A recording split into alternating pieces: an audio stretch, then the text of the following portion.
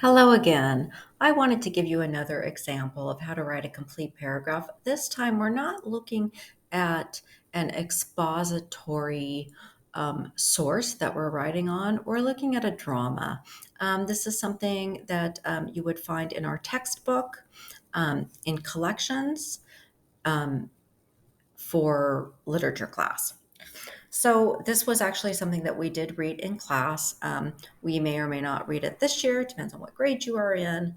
But we just give you a little bit of background. We read the Diary of Anne Frank, and then students had to discuss how Anne showed grit, gratitude, responsibility, integrity, and tenacity throughout the drama that we read, the screenplay.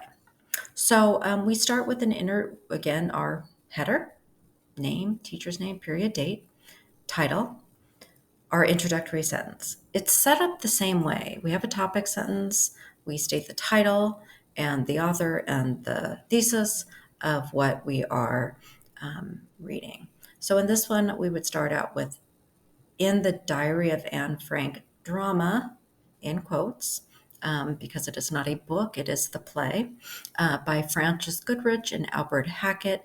We get to observe what it is like for Anne to live in hiding during the Holocaust and how she just demonstrated grit. And that is what we did during this lesson. Now, we want to have supporting evidence here. And again, remember, we're talking about how she demonstrates grit. Now, specifically, let's say in this one, we're talking about just how she shows gratitude. This actually turned into a 5-paragraph essay, but I wanted to show you one paragraph at a time. Again, showing you how you would use this 7-sentence complete paragraph outline with actual literature or narrative, not expository writing. So let's give a little pre-explanation. Your supporting evidence. Throughout Anne's 702 days in the annex, she remains positive and demonstrates gratitude. Okay, now we know that's what the writer is going to be talking about.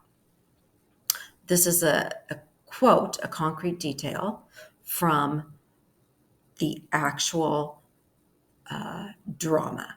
Now, I quoted this directly and used a parenthetical citation, which don't worry, if I haven't taught you that yet, I will.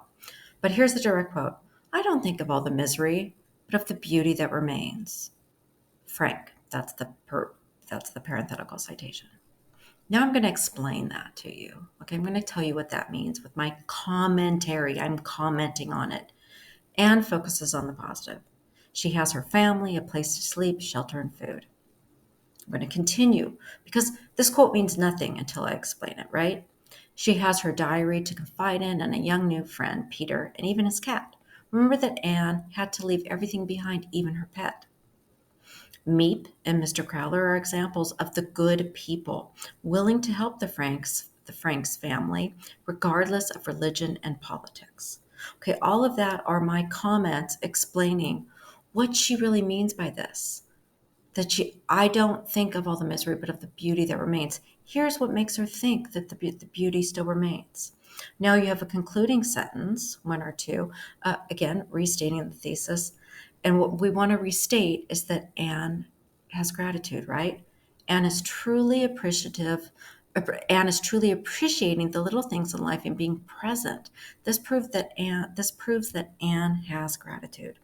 And if you've heard about Anne Frank before, or you've read the book, it is incredible that this girl showed such gratitude and grit while in captivity. Now, this is actually a drama that we read, but it is based on a true story. Okay, so that's just your example how you would set up this complete paragraph for a reflection on a narrative.